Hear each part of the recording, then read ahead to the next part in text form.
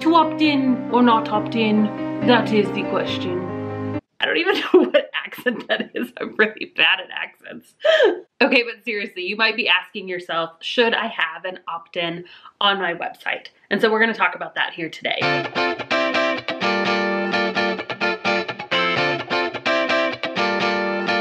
If you haven't met me yet, my name is Abby Ashley, and I'm an online business owner myself. In fact, I own The Virtual Savvy. I help virtual assistants start their own business from scratch. And so we're going to be talking about opt-ins today. Should you, as a virtual assistant or other online business owner, have an opt-in on your website? I literally get this question all the time from virtual assistants and online business owners. So today, I'm going to be sharing with you my 3 main reasons why I think you should have an opt-in. In fact, spoiler alert, this is part 1 of a 4-part series all about opt-ins.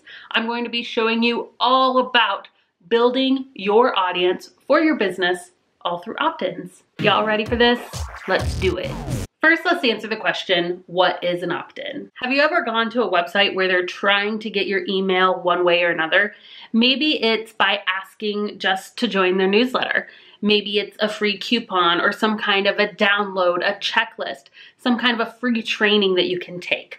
All of these are considered opt-ins. Now, there are good opt-ins and there are not so good opt-ins, really based off of what are people actually going to want to download from you. We're gonna get into how to create a killer opt-in later on in the series. But today I want to break apart exactly why I think you should have an opt-in or a way to collect email addresses from your audience. Now, I don't want you to disqualify yourself just yet and say, Abby, I don't have an audience. We're going to be covering that in this video series as well. So just hang tight. Let's go ahead and talk about the 3 main reasons why I think you should have an opt-in. The number 1 reason, and actually the most important reason, is for you to build your email list. Every time that you offer some kind of a freebie to somebody in exchange for their email, they are giving you a piece of their trust. They're saying, I trust you enough that I know you're gonna send me things to that email, but it's okay. I wanna hear more from you. And so over time, you can cultivate that email list. It's okay if you don't have something to sell right now. Go ahead and collect emails, right? Go ahead and every couple of weeks, send out just an update about your business, some tips, how you are growing your own business. Go ahead and send out tips, updates. You can send out affiliate links to other people's products if you don't have your own. There's a lot that you can do with an email list to continue to cultivate that audience, to send them relevant information about your business, about what's going on with you. So I really, really love the idea of building an email list. In fact, I made $8,000 in 1 week off of my very small email list. I'm gonna tell you that story here in a little bit. Reason number 2 why I think that you should have an email list is to sell your services. Now, most of you know I am a virtual assistant coach, so I teach people how to make money online by offering admin services to other small business owners. Now, it's one of the quickest ways to make money online. But I also recommend having an email list, again, to cultivate the leads that you're getting. If you go ahead and you make a freebie or an opt-in that would draw in your ideal client, maybe they're not gonna hire you right now for your services, but if you're emailing them consistently, if you're showing up in their inbox every week or every other week, you're gonna stay top of mind. So maybe they don't need your services right now, but eventually, whenever they do need your services, you're going to be the first person that they think of. And reason number 3 to have an opt-in is because as you're building that audience, they're getting to know you, they're getting to like you, they're getting to trust you, they're maybe buying your services. Eventually, you can sell an online course. That's actually what I decided to eventually do with my email list. My story, I was a virtual assistant. I've been a virtual assistant since 2013. I was working for other people and I absolutely loved it. I loved being able to work from home and make money online.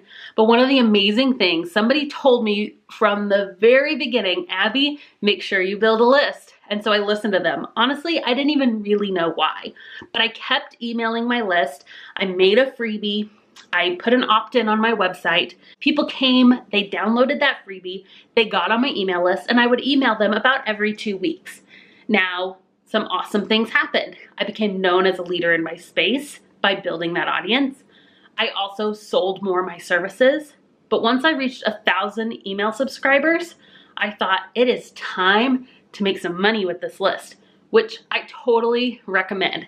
Now, I wasn't really concentrating on my list, so it did take me a while to get that 1,000 email subscribers.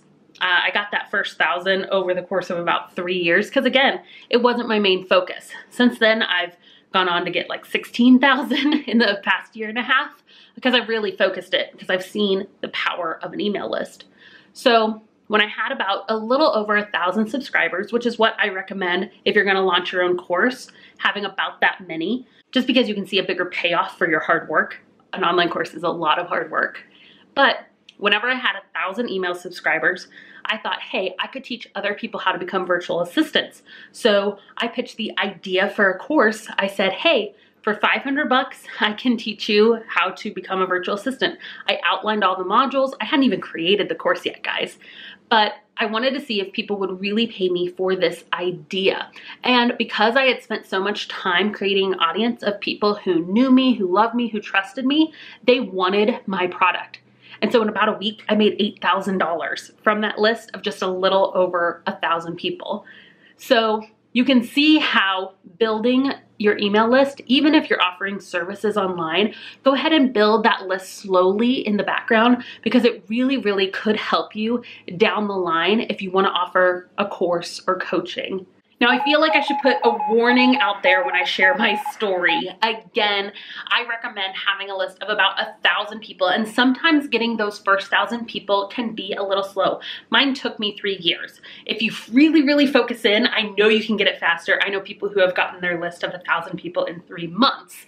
So it can happen, but I really, really want to also throw out there that creating online courses and creating online coaching is more of the long game, in my opinion. It's building a big, big audience so you can sell something, you can give value to them, you can help people, but you can also sell something to them over time, right? A lot of times you'll do course launches and so you'll make a lot of money, but then there's a little bit of a drought, a little bit of a downtime, right? That's why I love virtual assistants. So if you're coming here and you're looking to have an opt-in on your website, but you're not really making money yet, I want you to consider virtual assistants. Offering the services online that you already know how to do for other small business owners is a great way to make money while you build your email list. Okay, so there you have it. These are the 3 reasons why I think you should have an opt-in on your website. The first one, to build an audience, people who know, love, and trust you. Second is to sell your services.